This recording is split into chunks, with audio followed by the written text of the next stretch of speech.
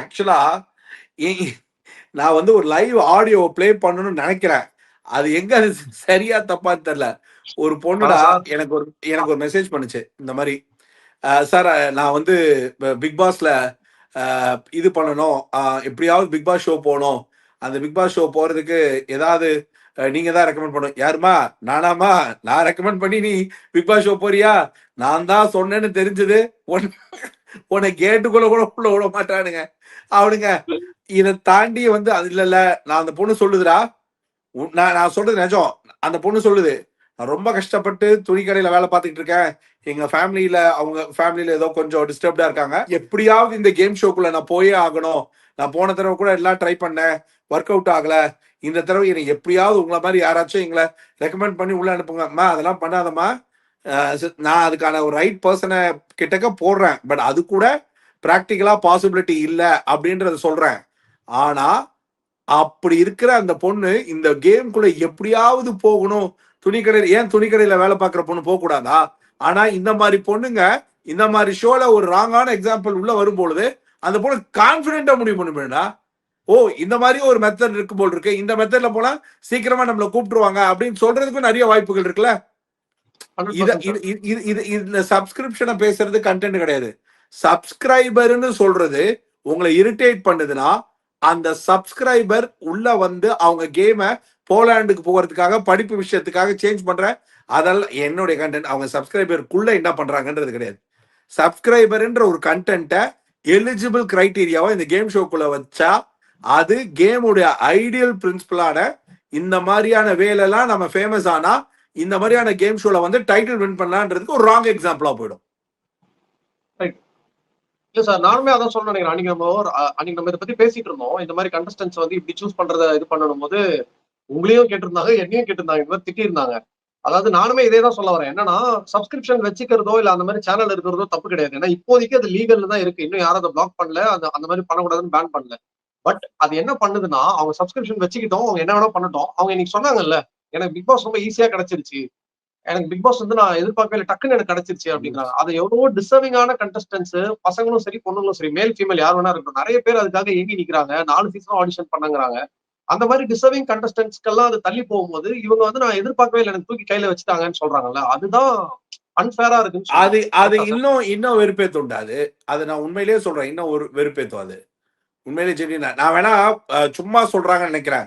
மக்கள் இந்த மாதிரி எனக்கு எத்தனை பேர்கிட்ட இருந்து வர எல்லாத்தையும் ப்ளே பண்ண முடியல. ஒரு இன்னசென்ட்டான பொண்ணு இப்ப என்கிட்ட காலில் வந்தது. அந்த காலை நான் அட்ரஸ் பண்ண அந்த ஒரு விஷயத்த நான் ப்ளே பண்றேன். எந்த அளவுக்கு அந்த ஆடியோ டெசிமல் ரீச்சபிள்னு தெரியல.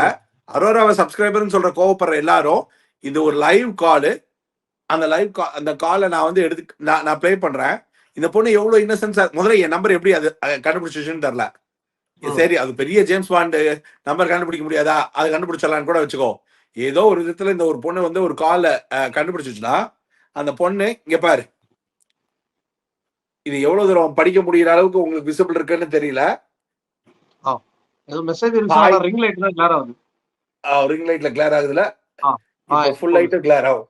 இப்ப படிக்கிற அளவுக்கு இருக்கான்னு பாரு. அப்படி இல்லைன்னா அப்படியே படிக்கிறேன் கேளு. Hi sir, I am Nalini in Chennai sir. Bigg Boss show next சீசனுக்கு நீங்க கொஞ்சம் ரெஃபர் பண்ணுங்க சார்.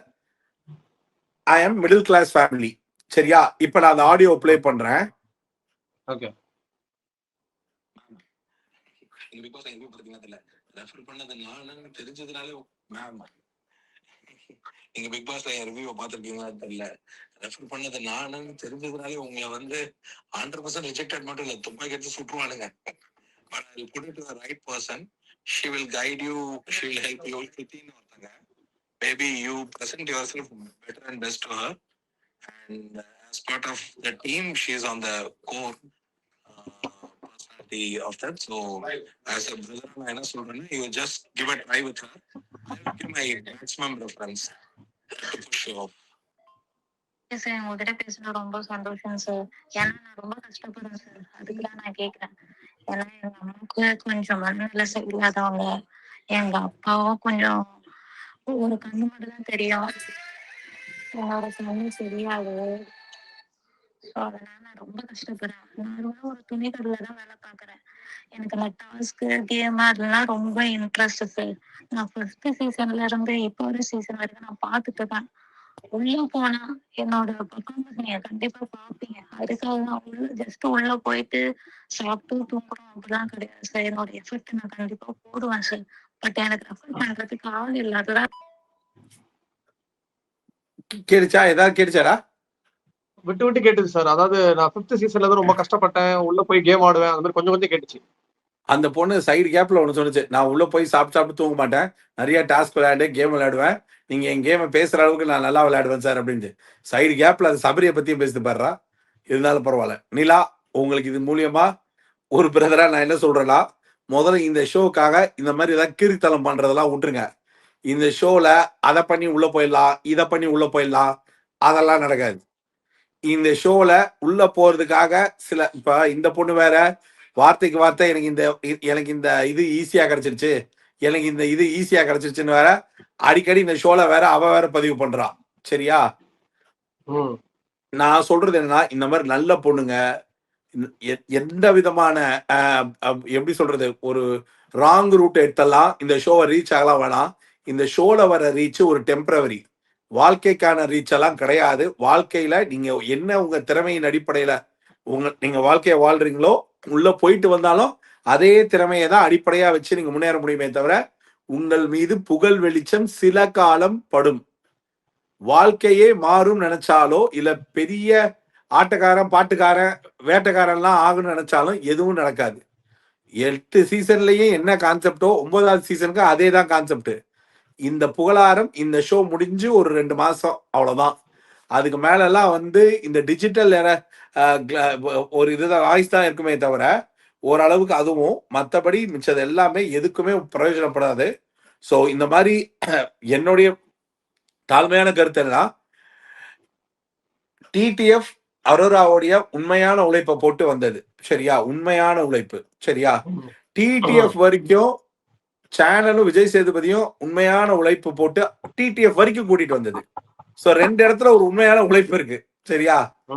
ஆனா இப்ப வின் பண்றதுக்கு நம்மளோட உழைப்புன்னு நம்மள நம்ப வைக்கிறது அந்த ஓட்டு தான். அந்த ஓட்டை விஜய் சேதுபதி சார் சொல்ற மாதிரி உங்க ஓட்டை நல்லா யோசிச்சு போடுங்க. ஏன்னா ஓட்டின் அடிப்படையில முடிவெடுக்காட்டியும் நீங்க போடுற ஓட்டையாவது யோசிச்சு உங்களுக்கு யார் சரின்னு படுதோ அவங்களுக்கு ஓட்டு போடுங்க. அதுதான். ஏன்னா ஒருவேளை நீங்க போட்ட திருப்தியாவது உங்களுக்கு இருக்கணும். ஓட்டுனால எந்த மாற்றமும் வரப்போறது கிடையாது. அவங்க முடிவு பண்ணவங்க தான் வின்னரு. இருந்தாலும் சொல்றேன், இது you have to be very clear in your decisions. But Aurora is a very wrong choice.